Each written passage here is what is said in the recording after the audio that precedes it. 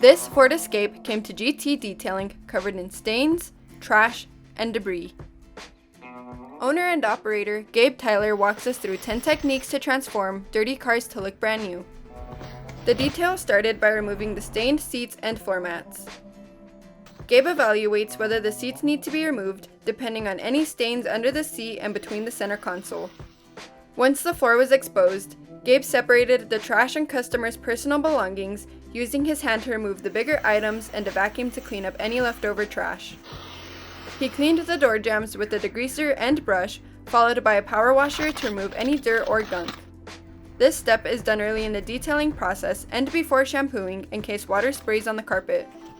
A vacuum removed as much dirt and junk as possible from around the car, including the floor, seats, and under the spare tire cover. After vacuuming, Gabe started the chemical cleaning process, working from the top down to avoid double cleaning due to chemicals and soap dripping down.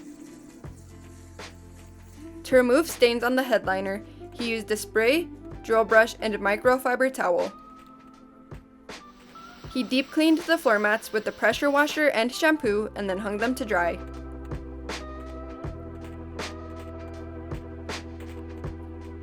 To restore the seats, Gabe used a steam cleaner, dry brush, and extractor to remove any stains. He prefers to use McCulloch steamers because there are multiple attachments to choose from. Moving to the carpet, Gabe sprayed a carpet cleaner and used an agitator to bring any hidden dirt to the surface, sucking it up with a mighty extractor.